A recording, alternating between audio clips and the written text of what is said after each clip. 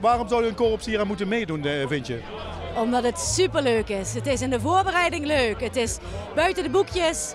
Het is anders dan anders. Het is je vereniging in de spotlight zetten. Mooi publiek in de oranjerie. Zonder dat het meteen concoursachtig hoeft te zijn. Hoe vernieuwend de beat ook is, ook hier doen orkesten voorafgaand aan hun optreden een warming-up in het inspeellokaal.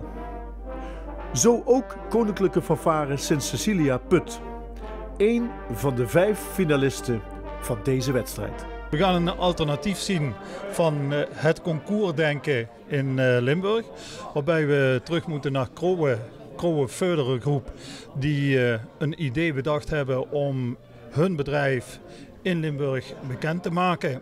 Nou, ze hebben een aantal mensen die een muziekachtergrond hebben. En men is bij Krouwe Föderer op het idee gekomen om out of the box te gaan denken en een muziekfeest op een middag te organiseren. Wij vinden het als kantoor belangrijk om te investeren in de HAVA-wereld. En ja, dit maakt het bijzonder omdat het niet alleen draait om muzikaliteit, maar ook andere aspecten. Het gaat uiteindelijk om, het sleutelwoord is innovatief. Hoe innovatief zijn korpsen en ja, was het totaalconcept. De verwachtingen in dit korps, hoe zijn die? Nou, we hebben heel veel geïnvesteerd in tijd, in het samenstellen van het programma. En Put is wat dat betreft soms wel een prestigevereniging. 2 keer wereldkampioen geweest, dus dan kun je het voorstellen. Leuk doen is mee, maar winnen is nog belangrijker. Dus nee, ze gaan er wel voor.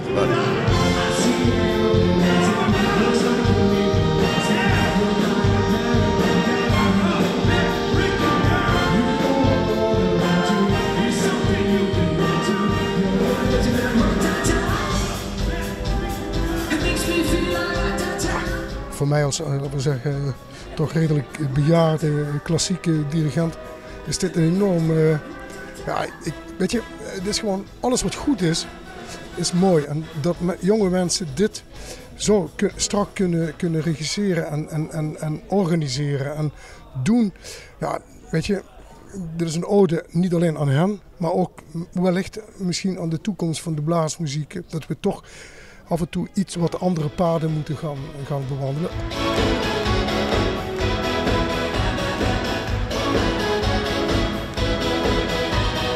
Nog een heel groot applaus voor deze geweldige club uit Put. Het zit erop. Het was even spannend. Totdat alles, tot op de puntjes helemaal goed was, maar we hebben het geflikt. Het was heel goed.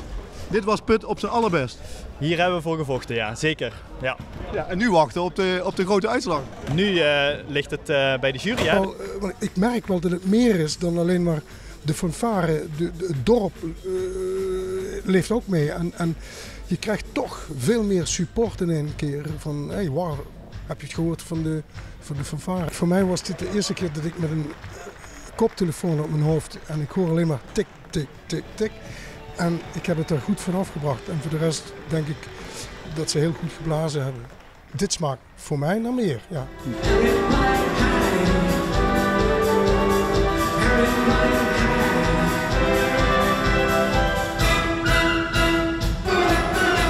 Dus als ik zeg Ratta, dan zeg jij Tata.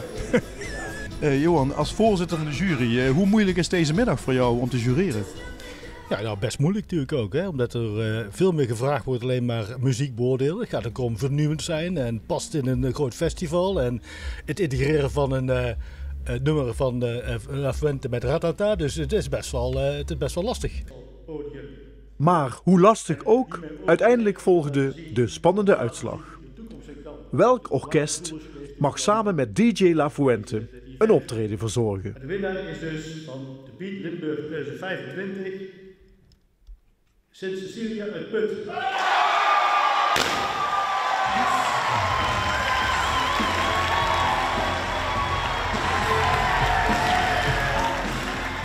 Iedereen die betrokken was, zat hier met zijn hart in.